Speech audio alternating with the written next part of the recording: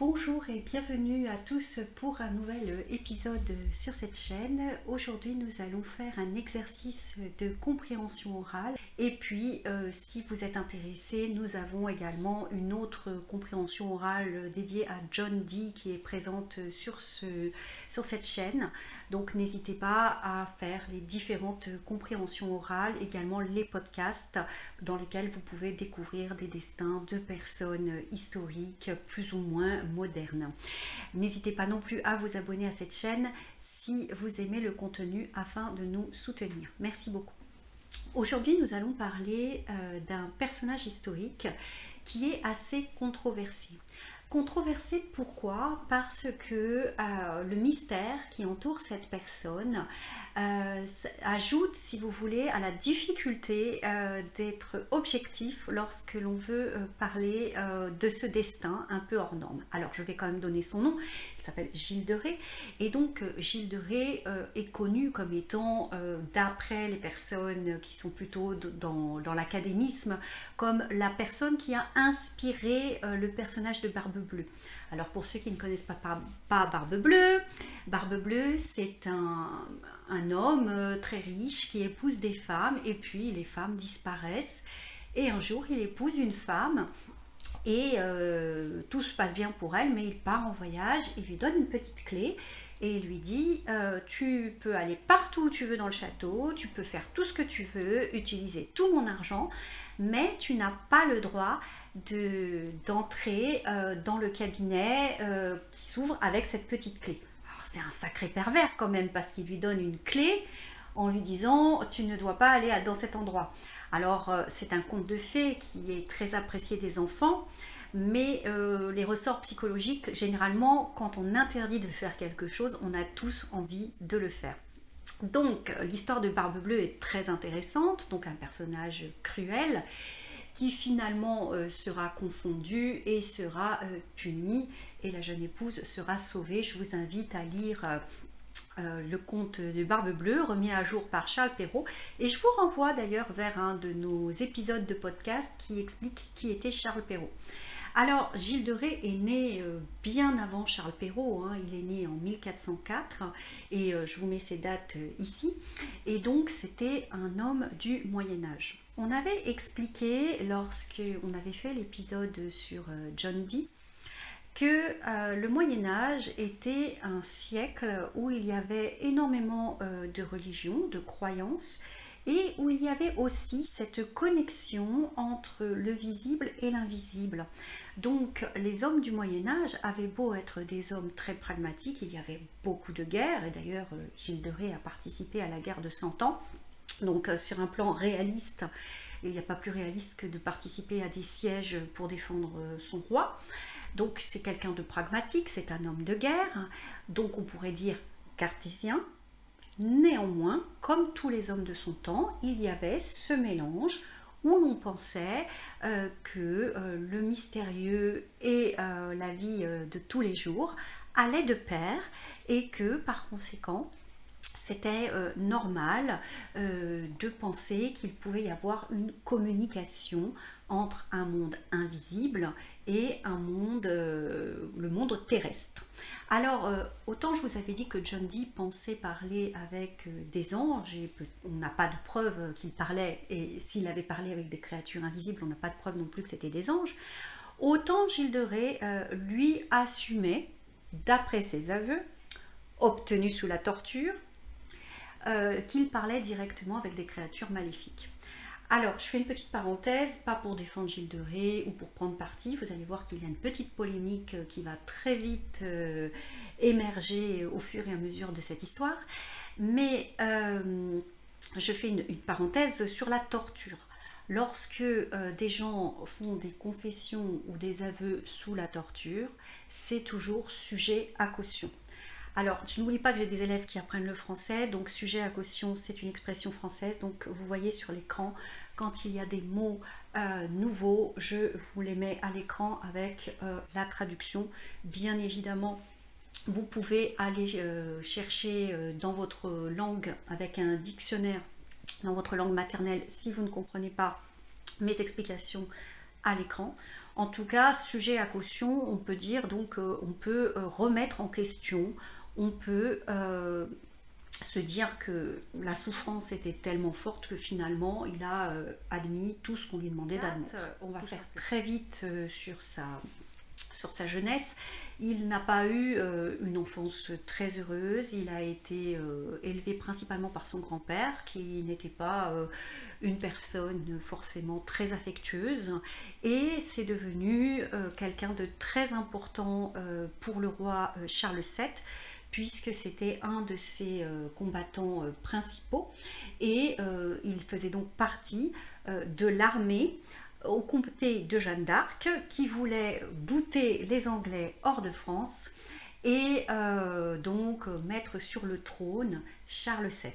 Alors je sais que j'ai beaucoup d'Anglais qui suivent sur cette chaîne, vous savez que les Français et les Anglais n'ont pas toujours été de grands amis, et qu'il y a eu de nombreuses rivalités, et notamment Jeanne d'Arc voulait bouter les Anglais hors de France. Finalement elle a été vaincue, finalement elle a été livrée aux Anglais et elle a été brûlée à Rouen à l'issue d'un procès où elle n'a pas été torturée, mais elle a été tourmentée, donc un procès certes éprouvant. Et Gilles de Rais, qui était son compagnon d'armes, donc vous voyez en elle une sorte d'idéal. Il était très proche d'elle, et quand elle a été prisonnière et lâchée par Charles VII, il a quand même néanmoins essayé de lever une armée pour la libérer. Malheureusement ça n'a pas fonctionné. Et Charles VII, en plus, ne l'a jamais, en dehors de l'histoire de Jeanne d'Arc, Charles VII n'a jamais remboursé Gilles de Rais pour les frais qu'il avait engagés lorsqu'il avait défendu le souverain face aux Anglais. Je mets un peu les dates partout, guerre de 100 ans, tout ça. Le but, c'est pas de vous faire un cours d'histoire. Nous sommes ici sur une vidéo de compréhension d'une histoire en français. Néanmoins, je vous mets les repères historiques pour ceux qui s'intéressent à cette période. Et donc, Gilles de Rais, en fait, était vraiment extrêmement déçu de la part du comportement du roi, qu'il estimait être ingrat, et il vivait un petit peu dans la nostalgie de sa camaraderie avec Jeanne d'Arc. Alors, Gilles de Rais, c'est une personne qui va une grande partie de son existence combattre les Anglais, ses envahisseurs. Alors, il faut se remettre un petit peu dans la situation de l'époque. À l'époque, effectivement, les Anglais sont en France, et effectivement, l'héritier légitime français, qui serait Charles VII, a beaucoup de mal à être reconnu, et il y a le projet d'aller le faire couronner à Reims. C'est l'objectif de Jeanne d'Arc. Alors pourquoi la ville de Reims, à part pour le champagne? Mais à l'époque c'était pas du tout pour aller se faire une champagne party, non, c'était tout simplement parce que c'était là-bas qu'on conservait une huile sainte qui servait à ondoyer, donc à bénir. On mettait cette huile sur le corps du monarque, et ça servait donc à déclarer que ce monarque était roi par la volonté de Dieu et des hommes. Et surtout, il y avait une grande cérémonie religieuse, bien évidemment, pour réussir à faire couronner Charles VII à Reims, dans un pays occupé par une nation étrangère. Il faut beaucoup de combats, et il faut aussi beaucoup de volonté, puisqu'à l'époque le projet de Jeanne d'Arc de dire que Charles VII est donc le vrai roi légitime, au début on se moque un peu d'elle, on ne croit pas trop à son histoire de voix, de vocation. Je ne fais pas un article ou un épisode sur Jeanne d'Arc, je pense que d'autres personnes l'ont déjà fait, mais en tout cas c'est vrai que Jeanne d'Arc est un personnage historique et réel. Et ce qui est assez étonnant, moi j'ai eu des élèves qui m'ont dit « Ah, elle a vraiment existé Jeanne d'Arc ». Oui, oui, oui, Jeanne d'Arc est un personnage réel, et on a également, lorsque vous allez à Rouen, la possibilité, il y a un endroit où on dit voilà, Jeanne d'Arc a été brûlée à cet endroit, et donc c'est une femme dont on connaît peu de choses, et qui a décidé de libérer le pays des envahisseurs et qui étaient donc les Anglais, et qui a donc décidé de mettre sur le trône de France Charles VII. Et pour cela, elle a obtenu l'autorisation de lever une armée, et elle a été secondée par des personnes qui savaient faire la guerre. C'est vrai qu'on la représente, alors le magnifique film de Luc Besson avec Mila Jovovich, moi j'adore ce film, mais bien évidemment c'est une fiction, on n'a aucune preuve que Jeanne d'Arc avait cette apparence, ni qu'elle combattait de cette façon. On a bien sûr des représentations, une iconographie, mais encore une fois, tout ce qui est Moyen-Âge, et puis avec les siècles qui sont passés, il faut toujours prendre les choses avec un petit peu de distance. Donc Jeanne d'Arc a ce projet de faire couronner Charles VII, roi des Français, et notre ami Gilles de Ré est son compagnon d'armes, et ils développent ensemble une communauté de vue, une camaraderie très forte. Alors on ne parle pas ici d'amour, alors on sait que le Moyen-Âge est aussi la période de l'amour courtois. Là c'est au-delà de l'amour courtois, là je pense qu'on est vraiment dans une communion de vue.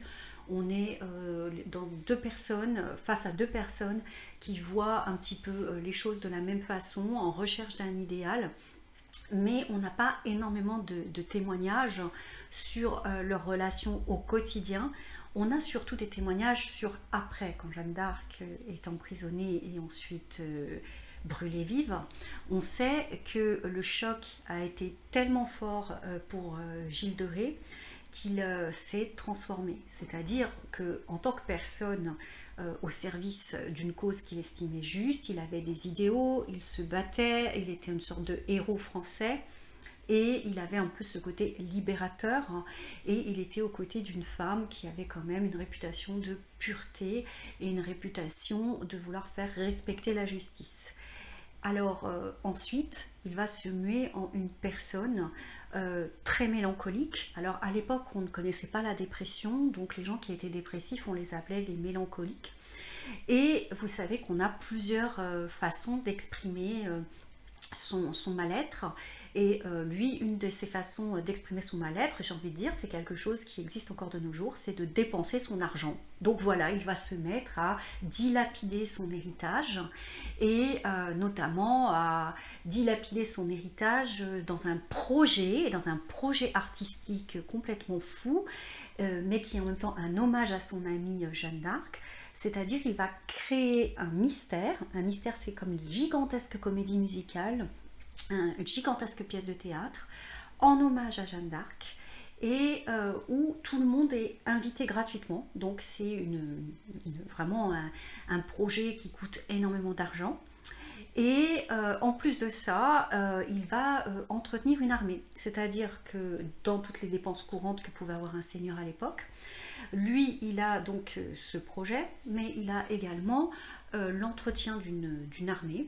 Et il a très vite besoin de vendre des propriétés, des châteaux, à un point qu'il est en train de s'appauvrir, et sa famille décide de mettre le holà, c'est-à-dire de le stopper dans la vente de son patrimoine.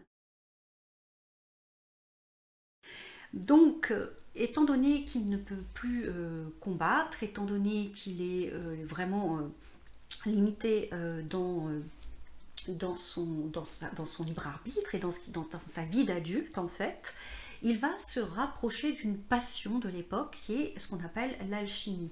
On en a déjà parlé dans l'épisode sur John Dee, et c'est vrai que de nos jours on a cette image, mais alors complètement loufoque, d'imaginer que ces gens qui étaient quand même intelligents, qui avaient quand même fait des choses valeureuses et victorieuses, seraient bêtes au point de croire que voilà, on peut changer le plomb en or. L'alchimie, ce n'est pas que changer le plomb en or, c'est percer les mystères de l'univers pour être capable de percer les mystères de la vie, puisque agir sur la matière, c'est agir sur la vie. Et donc, comme tout homme de cette époque, Gilles de Rais va être intéressé par cette science, qui bien sûr, comme nous l'avons vu dans d'autres épisodes, est vue d'un très mauvais œil par l'Église, parce que le fait de s'intéresser à découvrir les mystères de la vie, non pas pour faire de la biologie, quoiqu'à l'époque même disséquer des corps pour essayer de comprendre des maladies ou des malformations, c'est aussi très mal vu par l'Église, mais là c'est plutôt en faisant appel à des entités invisibles et en faisant appel à des formules magiques et ésotériques. Enfin, c'est très mal vu par l'Église, et lui qui n'était absolument pas du tout en odeur de sainteté de par son comportement, hein, puisque il était représenté comme une personne pas capable de gérer son patrimoine, il va en plus rajouter une sorte de défaut dans sa vie, à savoir s'intéresser à l'ésotérisme, se faire construire d'énormes laboratoires pour créer la pierre philosophale et surtout étudier comment transformer la matière, et aussi aller un petit peu plus loin, c'est-à-dire qu'il va aussi s'intéresser à communiquer avec des esprits, et des esprits notamment maléfiques, persuadés qu'ils pourraient avoir accès à la connaissance. Alors là aussi, c'est quelque chose qui est assez intéressant, c'est que souvent l'accès à la connaissance passerait par le contact avec quelque chose de négatif. Vous avez ça dans de nombreuses pièces de théâtre, dans de nombreuses histoires. Je pense que la plus connue, c'est quand même Faust, qui fait un pacte pour obtenir en fait des connaissances illimitées. Et là, donc, Gilles de Ré essaierait de rentrer en contact avec des mauvaises entités afin d'obtenir le secret de la pierre philosophale et des connaissances ésotériques et alchimiques poussées. Dans quel but? Eh bien, tout simplement dans le but de retrouver sa fortune et donc son indépendance, puisqu'il avait dépensé énormément d'argent. Cet argent, même s'il est limité, et cet argent est perdu, et donc dans le but de vraiment se refaire, on pourrait dire, eh bien, il envisageait de faire un pacte.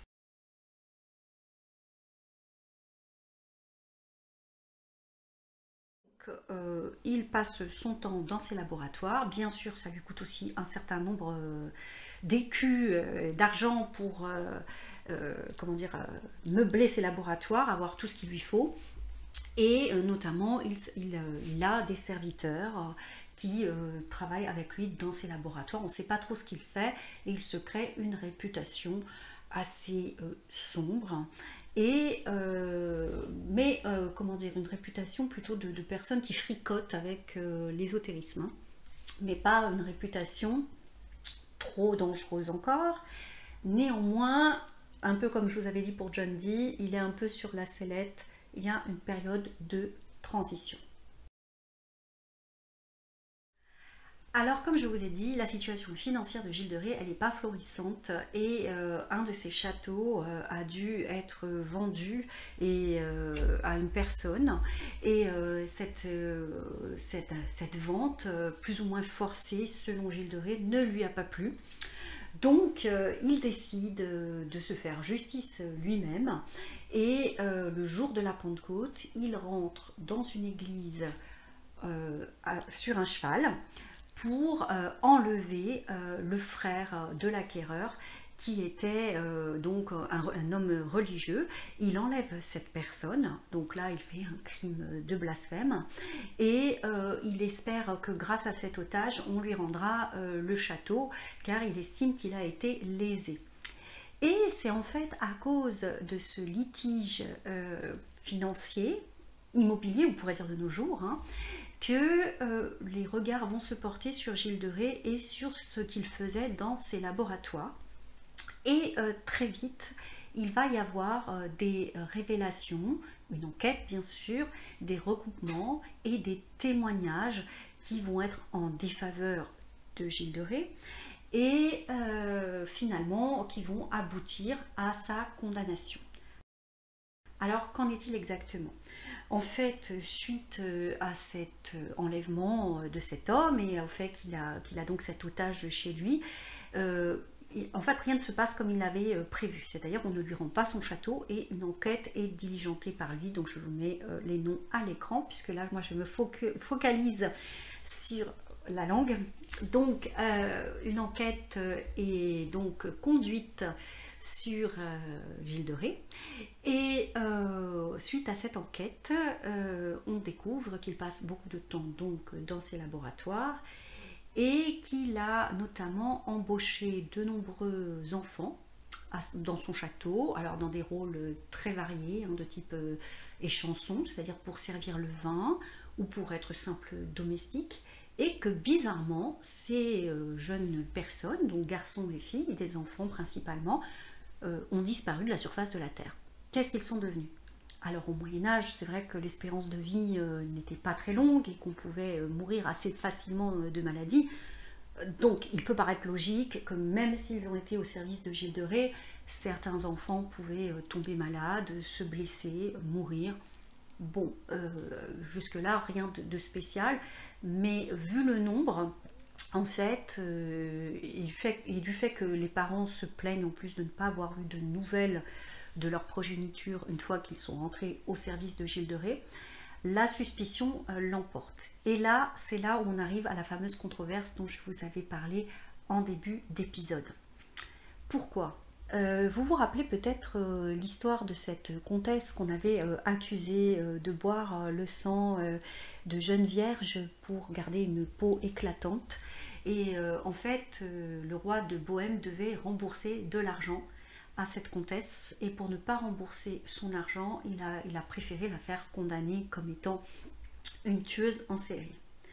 Et donc là, par rapport à Gilles de Ré, par rapport à ce qu'il a fait, le blasphème, c'est-à-dire rentrer dans une église à cheval, kidnapper un homme religieux, et puis tout ce qu'il a à côté, donc je vous ai expliqué que c'était pas, il vit pas selon le mythe de l'honnête homme dans le sens où respectueux de son argent, de son patrimoine, il a quand même beaucoup d'ennemis. Et le fait qu'il s'intéresse en plus à l'ésotérisme, qu'il fasse quelque chose qui n'est pas du tout cautionné par l'Église, à savoir la pratique de l'alchimie. Tout ça fait qu'on va tout de suite trouver suspicieux cette disparition d'enfants. Et on va creuser, même si Gilles de Ré, lui, au début, il est confiant parce qu'il sait qu'il est noble et que... en toute logique, il ne risque pas grand-chose parce que un petit domestique qui disparaît dans la maison d'un riche noble, à l'époque, tout le monde s'en fout. Voilà, donc langage familier, personne ne s'en préoccupe. Donc il n'est pas inquiet du tout, lui. Mais en fait, il y a une enquête qui est menée. Et suite à cette enquête, il y a des personnes qui vont parler et dire ce qui se passe dans ces laboratoires. Et donc Gilles de Ré va être accusé d'avoir non seulement tué des jeunes enfants en grande quantité afin d'obtenir des faveurs des entités invisibles maléfiques qui en échange lui auraient transmis des secrets sur l'alchimie.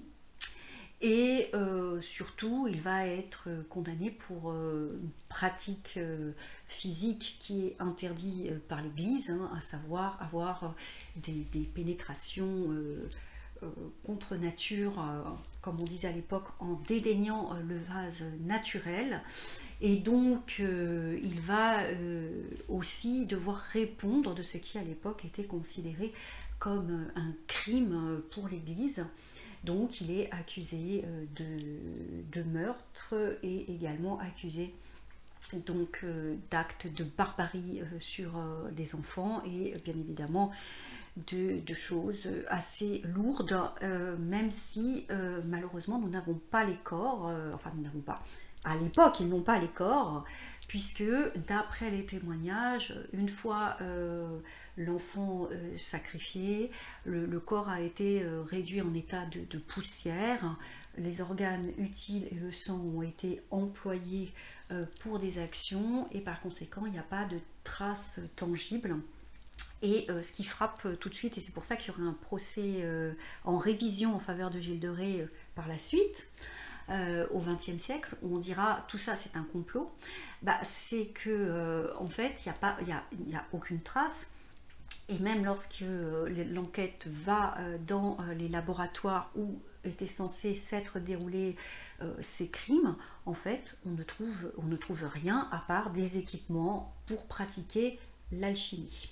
Alors, quelle était exactement la raison pour laquelle Gilles de Rais a commis ces crimes au nom de l'alchimie?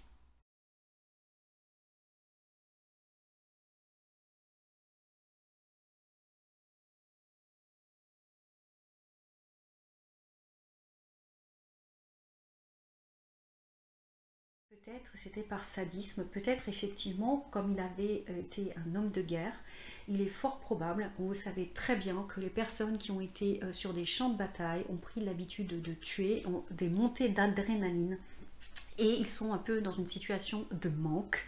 Et peut-être, je dis bien peut-être, que Gilles de Rais avait besoin, il avait un caractère belliqueux, et il avait besoin d'avoir encore cette adrénaline. Donc s'il a vraiment tué ses enfants, ça pourrait s'expliquer aussi par ce besoin de montrer d'adrénaline, ce besoin de violence qui est induit à la fois par son enfance difficile, par sa carrière d'homme militaire et par sa déception et le fait qu'il ne croyait plus en rien. Quelqu'un qui perd la foi devient quelqu'un qui peut tomber dans l'abjection la plus totale, d'autant plus si vous mettez avec ça du désespoir. C'est un mélange explosif, bien plus explosif que le soi-disant liquide pour créer la pierre philosophale, et nous avons avec Gilles de Rais un exemple.